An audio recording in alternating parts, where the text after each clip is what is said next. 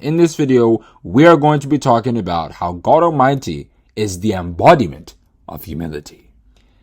From the 14 episodes we've made so far on this Who is God series, we've been able to look quite deep into the power, majesty, and almightiness of our Father and Creator. But what makes this great man even more remarkable is that, despite all this, he's humble. And I think we'll all enjoy exploring that side of him. To understand why this is important, let's take a minute to remind ourselves of who God is.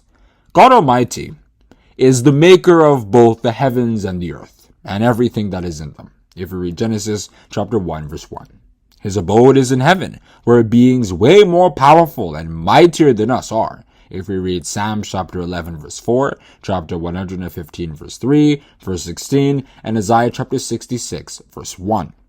It was once said in the book of Job that whether we're righteous or wicked, it doesn't really affect God, showing how high and mighty he is. If thou sinnest, what doest thou against him? Or if thy transgressions be multiplied, what doest thou unto him? If thou be righteous, what givest thou him? Or what receiveth he of thine hand? If we read Job chapter 35, verses 6 and 7. So to see that someone this high will mind what earthly creatures do and show interest in helping them live better and more fulfilling lives is intriguing, honestly. The psalmist, when thinking about this, wondered how God could be so humble.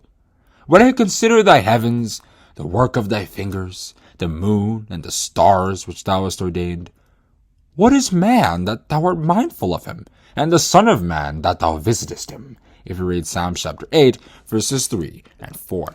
The psalmist also highlighted God's care and concern for his earthly creatures, despite the big gap in power and glory. Who is like unto the Lord our God, who dwelleth on high, who humbleth himself, to behold the things that are in heaven and in the earth? If you read Psalm 113, verses 5 and 6. A good example of God's humility is in Genesis chapter 18, verses 17 to 33. In this account, we see that God's mind was set on destroying Sodom and Gomorrah, but he remembered that his little friend Abraham had a nephew living there, and he thought it good to tell him about it before going ahead to destroy the cities. He asked himself, "Shall I hide from Abraham that thing which I do, seeing that Abraham shall surely become a great and mighty nation? And all the nations of the earth shall be blessed in him? For I know him, that he will command his children and his household after him. And they shall keep the way of the Lord, to do justice and judgment, that the Lord may bring upon Abraham that which he hath spoken of him." If you read verses 17 to 19. I think we can all agree from that alone that God is humble. The owner of the entire universe wanted to inform a human being about his decisions before executing them. Want another example?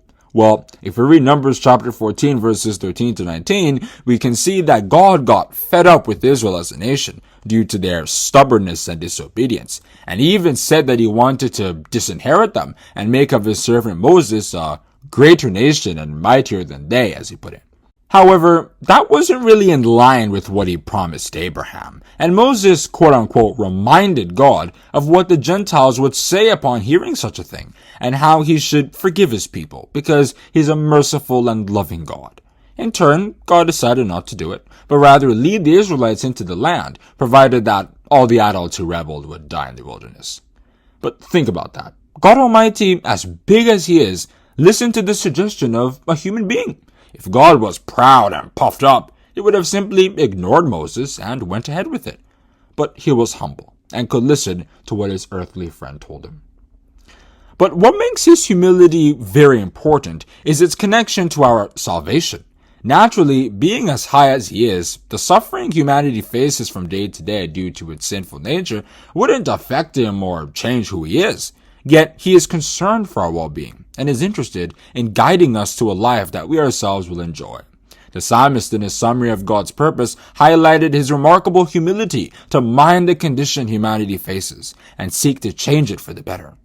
For he hath looked down from the height of his sanctuary. From heaven did the Lord behold the earth, to hear the groaning of the prisoner, to loose those that are appointed to death, to declare the name of the Lord in Zion and his praise in Jerusalem, when the people are gathered together and the kingdoms to serve the Lord. If we read Psalm 102, verses 19 to 22. If we read the Bible, we see a lot of promises God made to create peace and happiness on the earth. He promised to put an end to all wars in Psalm 46 verse 9 and Isaiah chapter 2 verse 4. He said he would destabilize and collapse the current system of things that governs this world so that peace, safety, and true freedom can reign globally and eternally. If we read Jeremiah chapter 50 verses 33 and 34 and Haggai chapter 2 verses 6 and 7.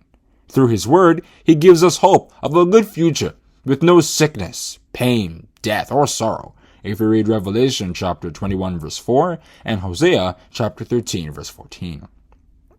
God has promised to do these things because he's humble and is willing to care for the needs of his children. Apart from this, though, if we are interested in serving him and are willing to forsake our old ways, he is humble to regard us and give us assistance.